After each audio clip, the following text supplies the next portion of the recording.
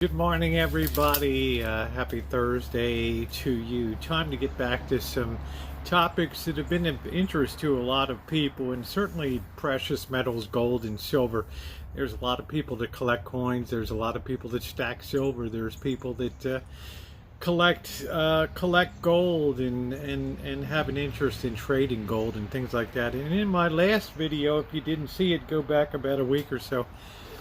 Talked about the way you have to really think about gold is it's not so much that gold and silver prices move as everything else in the world moves relative to them. And the reason that they appear, or you perceive that gold and silver prices are rising, is because the value of other things around them is actually diminishing. And I proved that with the purchasing power of silver and gold, and how over time they've overcompensated for inflation and actually provided a return on investment. But today, part two is the reasons why a change is now taking place after a period of relative stability. And for many years, many decades, gold was bouncing between $300 and $500 an ounce. It shot up in 1980 to like $800 an ounce. Well, here we sit today at $2,500 an ounce, and we better start to understand why we're seeing this price, because, well, there's a lot of alternative investments out there, a lot of places that people could put their money. For example, you could buy a 30-day T-bill, United States T-bill, for 5.48% risk-free, quote, risk-free. And that's not a bad return, especially if we believe inflation is moderating, which it appeared to be over the last couple of reports. But it's also important to understand that gold, in the context of those other investments like equities, have been hot, Nvidia, and a lot of the tech. But there's some other things going on under the surface too. There's massive numbers of layoffs that are occurring in the tech sector right now, because as AI is coming, particularly AI is able to do more of the functions and design functions and basic software engineering that has to be done. So there's a lot of holes being poked in what has heretofore been a very strong economic structure, with very well-paid people in software and hardware earning, $100,000 a year to $500,000 a year. And a good measure of those jobs is disappearing now. But we don't want to really dwell on that. We want to really dwell on why gold has been holding its own while other things have been going down, or as you would perceive it, why gold has been rising. It's no guarantee it's going to keep rising, of course, and I give the standard caveat, these are just my opinions here, but gold and silver are something that I've talked about for quite a few years, if only in terms of preserving purchasing power and the psychological link that the human mind has to gold throughout history. You're not going to break that in somebody coming out and doing a video, here's why, gold's a lousy investment. Yeah, well, when the stuff hits the fan, the old saying, people go for the gold, and it's very true. So we have four different factors that could be at work here, okay? And the fourth one that I'll get to is the most concerning of all. And those of you who have been on my channel will know that it's one that I've talked about over the years in particular, and kind of waiting for the chickens to come home to roost. The first one is inflation. People say, well, the reason gold is going up is because inflation has been gone wild since 2022. And actually, as the reality is, and we can say the same thing back in the 1980s and things, when we still had high inflation, the price of gold was coming down. But we've had lowering trend of inflation here, and yet gold and silver have been rising in the face of that. So it's sort of counterintuitive on the face of it that as inflation declines, supposedly, then precious metals appear to be rising. So it's defying what we would think would take place in the face of declining inflation. That's number one. So I kind of throw that out that it doesn't make a lot of sense. Number two is that interest rate cuts coming forward potentially in September. And we'll talk a little bit about why I don't think you should get too excited about the prospects of that, because there's a lot of underlying cross currents that the Fed has to be aware of here. But even if interest rates are reduced, and people say, well, that makes the U.S. It makes the U.S. Those cuts are going to make U.S. assets less attractive, especially if people that buy bonds and T-bills and things like that. The returns will be lower, but that's still not a reason for thinking that why gold and silver appear to be rising.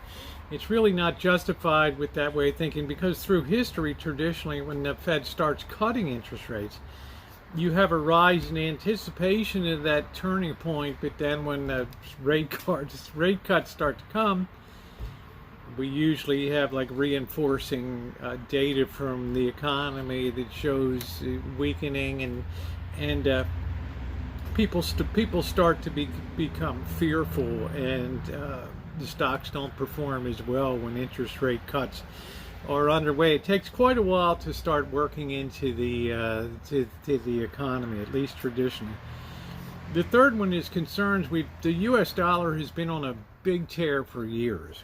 Okay, relative to the yen, I think it got all the way down to almost 100 yen to the 1 yen to the penny, and the dollar has really been super strong for a long time because, well, the high interest rates we had here are very high relative to the rest of the world. Like our 10-year Treasury note hit 5%. Even now, it's almost 4% right now. And Japan has what, 0.8% for their 10-year. Germany 2 point something. France 3.3. In other words, we're the leader in having interest rates high. Reason being, we need to suck a lot of money in for people to buy this debt and keep the train rolling here. So we've always, for a long time, we've been on top of the debt heap here by having the most attractive and highest interest rates, and we need that to really attract the investors. But even if interest rates are cut, the gap is still very wide between the U.S. A 1/4% cut, big deal. We take the Fed funds rate down to 5.25%, something like that.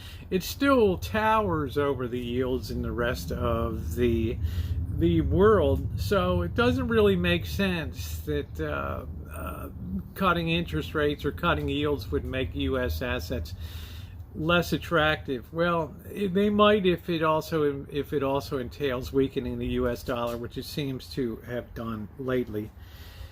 The last issue, number 4, is the integrity of the monetary system. Now, what do I mean by that? We borrow a lot of money in this country. Our indebtedness, I believe, per person is something approaching $100,000 per person. Well, that's debt, right? That's something that somebody holds the equivalent amount of paper that they consider an asset. Your indebtedness is somebody else's asset, their bond, their treasury bill that they're earning a return on, right? But there comes a point where you float so much of this stuff, and the monetary demands are so very high out there that your borrowing starts to suck up so much of the available capital out there that it starts to put real pressure on the system. It starts to starve the system of capital because it's all going into debt service or health and human services, the military, and things like that. So that has a very destabilizing effect, because in a lot of ways, I don't want to say intelligent people, because there's a lot of people that assume things will be fine and don't worry about it. But if you think about it a lot, the merry-go-round does really have to stop somewhere, right? There has to be a point where there's so much debt out there that people are not just nations, but corporations and individuals, you just start to choke on those levels of debt, and the whole system starts to shudder and shake. Now, in that type of scenario, which builds over a very long term, by the way, we can make a great and clear case of why gold and silver would be a part of that particular, that apparent rise in pricing of gold and silver. It could be that they're anticipating a reordering of monetary system in the next, over the next few years. Who knows? I just know we sit at the point of a bayonet in prices here, where we have the highest equity prices in the history of the world, the highest, the most valued investments in the history of the world, and underneath the surface there's some cross currents going on that should be concerning. So there does eventually reach a point where you do potentially start to look like an unstable going concern. Like, wow, do we really want to shovel more money into there? And plus, it looks like rather than interest rates being cut, they may have to raise it to protect the dollar, and that's kind of spooking people. They're staying away, so interest rates are going higher. In other words, this trend of interest rates, another way of looking at this trend of interest rate decline, bottomed in like 2020. Okay, when the 10-year Treasury note got down to like 0.3%, some ridiculously low level. And we shot up very quickly to 5% coming out of that over a period of a year and a half and 2 years. To expect us to go down to that level again when the amount of accumulated debt and has risen by 30, 40% is it's a little unrealistic here. And that's why I say we have to be concerned about the financial stability, not just of the whole monetary system, because it is based on good faith and credit pledge with nothing really behind it except our promise to pay you something. The paper may not be worth any, but we will pay you.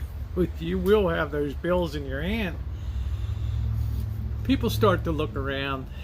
China is emerging. Yes, it has its problems now, but over time they're not going to be going anywhere. But there's other problems to be considered here too, especially in terms of population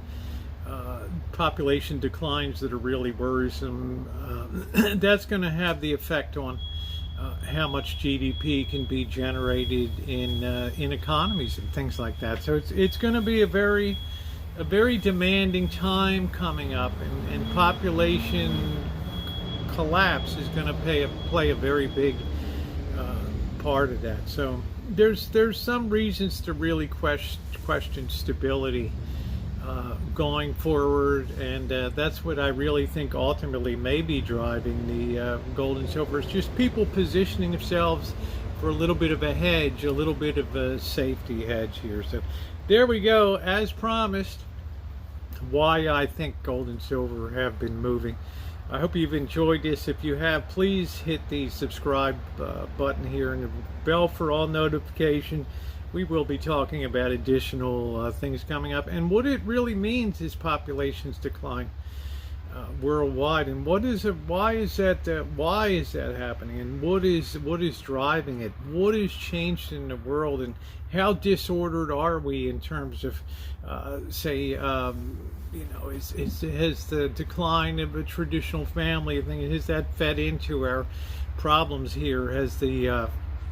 Have multiple people in the workforce built unsustainable standards of living at the cost of human capital and things, and the price that extracts on people being able to follow and support that structures? There's a lot of philosophical considerations and economic considerations here too. So you'll want to be around for that discussion, and well, all the other fun stuff that happens here. Vintage audio, metal detecting, demonstration cooking here in Kitchen Stadium, and travel. So I want to thank everybody for being here, and your thumbs up are appreciated. Thanks so much, and share it out if you enjoyed it.